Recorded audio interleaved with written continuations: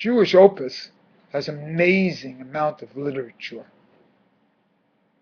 There's the Torah, the writings, the Talmud, Midrash, prayers, commentaries. Every week you read a different portion. Read it twice and then once with Rashi. And this goes in a continuous cycle. Just as you finish one week, you go to the next. Quite frankly, it's too much. It's too much to get to the point of what it is. The simple is always the most sophisticated. The top of the pyramid has room for only one little square.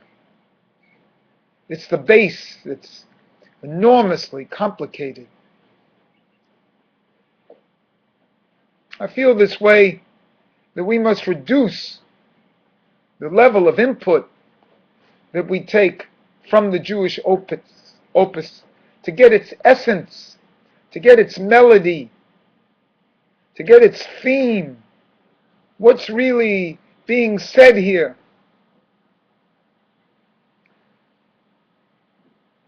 One could take any phrase in the Bible, any line, any Mishnah in the Talmud, with an inyan, a focus, a lens through which to see the entire opus in a holographic approach. One letter represents everything. If your letter is the Aleph, choose only that. A simple letter to enter the Torah is the letter Bet, the first letter. A great phrase to enter the Torah is the first phrase of Bereshis, the first line of the Torah. The first word of the Torah is enough forever.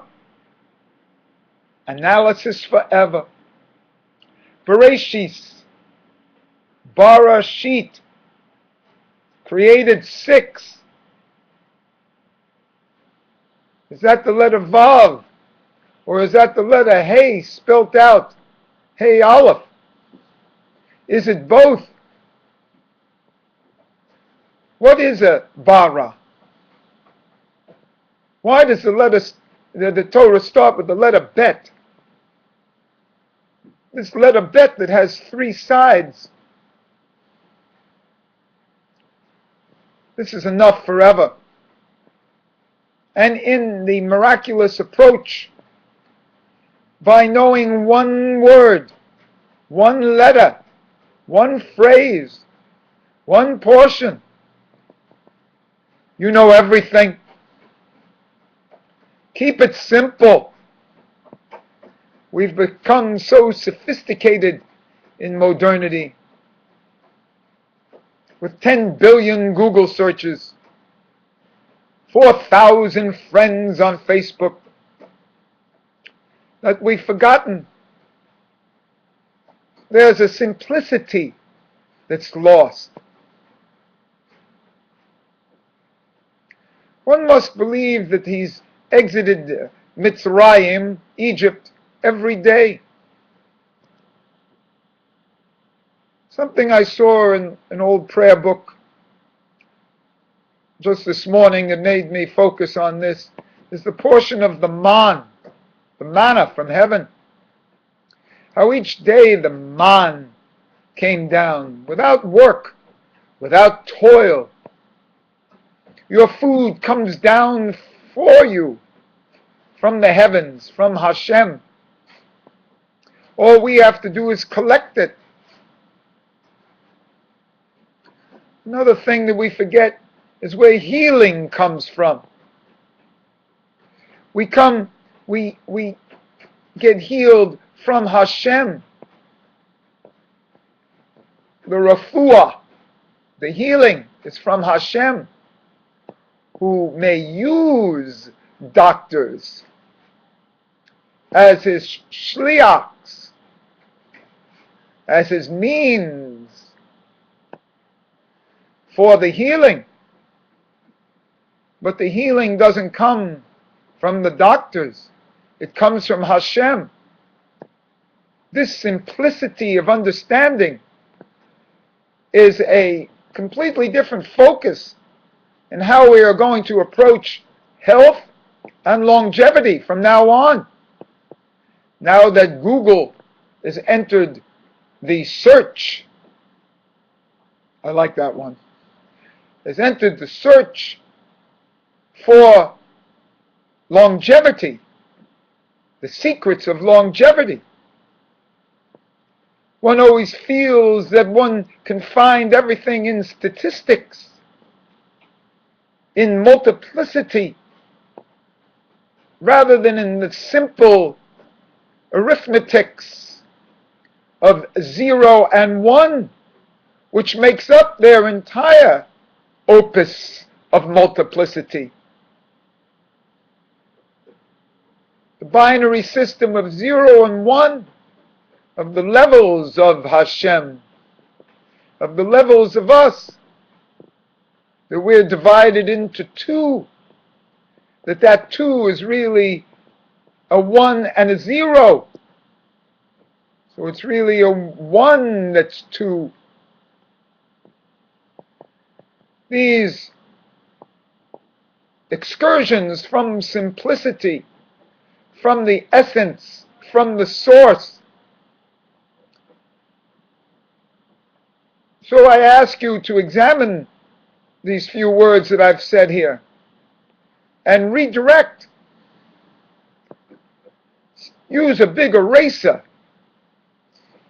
Redirect some of your thinking from multiplicity, which is the world around us, which is an expression of Hashem, to the essence, the root.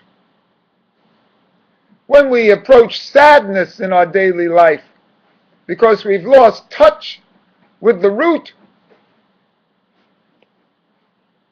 we must return these expressions, these multiplicities, to their essences, to simplicity, and then make a reevaluation of ourselves. And this is what some of this work from now on that we're going to do is going to be about. So I ask you to choose one thing, and then from the holographic method, you will see everything in that one thing. But when you see multiplicity, it's hard to see the essence. You only see the multiplicity. This is not a new approach of mine. It's the Indian approach. The focus, relationships, let's say for a man with one woman, you can only find the femininity through and the essence of through one woman, not through multiplicity and many.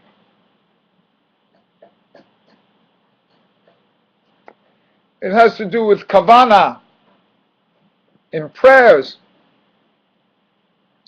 It has to do with slow prayers.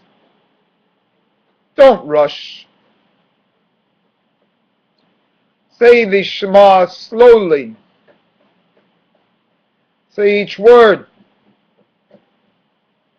It's better to know what you're doing than to show how fast you can get through it. It's the same thing with practicing piano. See how slowly you can do it. Pay attention to what's going on.